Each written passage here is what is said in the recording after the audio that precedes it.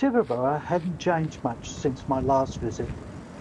This time I decided to book accommodation. The next morning I had a chat with the pub owner and asked what the roads north of town were like. Her advice was, don't be tempted.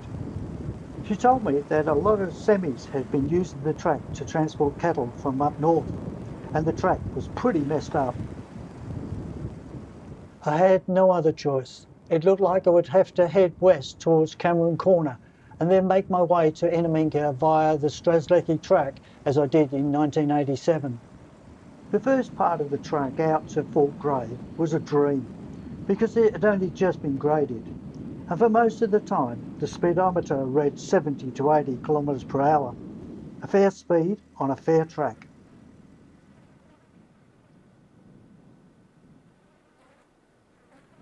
Didn't see much wildlife along the way, only spotting 2 kangaroos disappearing into the light scrub when I stopped for a rest.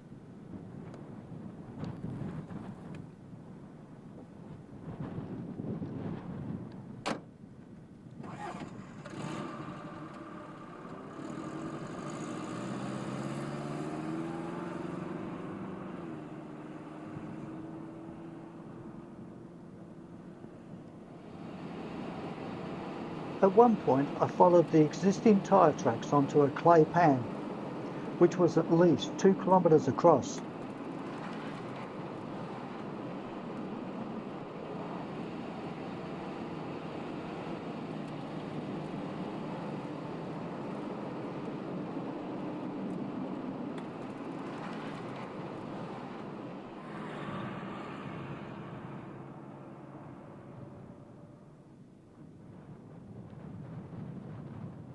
On the other side, the track continued, and I was now concerned because there hadn't been any directional signs for a long time.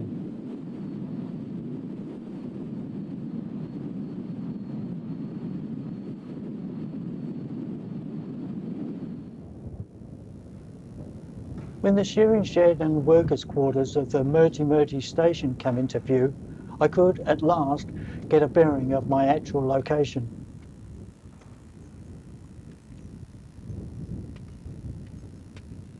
In the 1900s, the station was once owned by a cattle tycoon named Sidney Kidman. Kidman made his fortune by opening large tracts of land between the Gulf of Carpentaria in Queensland and Port Augusta in South Australia.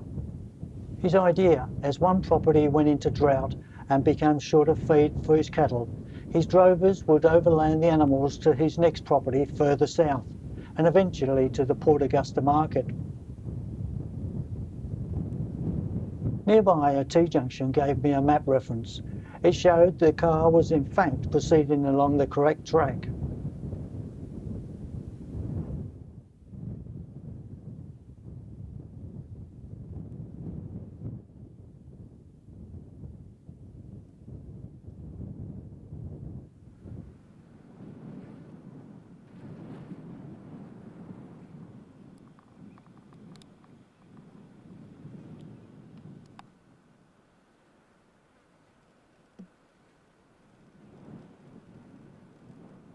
The surveyor Hayden Corner established the borders where South Australia, New South Wales and Queensland meet.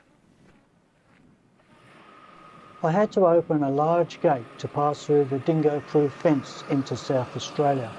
I was now leaving New South Wales behind. To the northeast lay Queensland. At Cameron Corner, I discovered they only had unleaded. My car ran on super, so I'd have to make do with the fuel I still had in the tank. As insurance, there was still the jerry can I could use if the need should arise. But they did have a bar. Yes, you guessed right. I spent an hour talking to the owner, who insisted I should have a beer while I was there. Well, that's how I remember the conversation. Reading my travel journals years later, it was obvious that drinking and playing pool took up a lot of my time while on the road.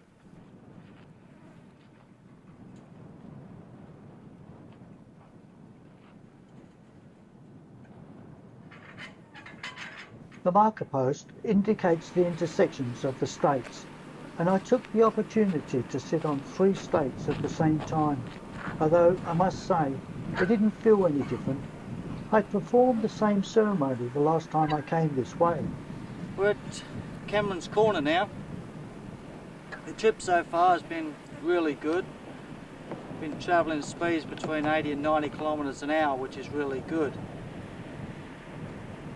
It's been a while since I've been at this Cameron's Corner, and I haven't lost much weight, or gained weight for that matter, but I can still sit on 3 states at the same time. We've got a store here at this stage called the Cameron Corner Store, and I've just spent the last hour or so in there talking to the owners. It's about 200 and something odd kilometres to Inaminka, straight up the Strzelecki track, and that's where my next destination is. Got the dog-proof fence behind us, and that follows it right along the state border. And there's millions of flies out this way too. As mentioned already, I had travelled this way before. On that occasion, the track was atrocious and my Cortina didn't handle the conditions very well. I remember having a stressful day traversing this same track.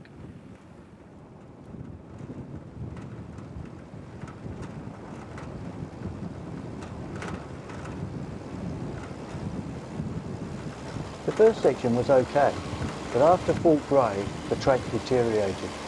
The corrugation shook every bolt in the station wagon loose. Then the vibrations tightened everything up again. Finding the right speed to travel over these small bumps in the track took some experimenting. Only too often the preferred speed of 80 kilometres per hour had to be altered when well-hidden washaways suddenly appeared in the track. To the east, a storm front moved in, effectively cutting me off from Tippaborough. I wasn't really worried because by now the car had reached the point of no return. I had more than enough fuel to reach my destination, but not enough to return to Tippaborough. It was reassuring to see the clouds ahead showed no sign of rain.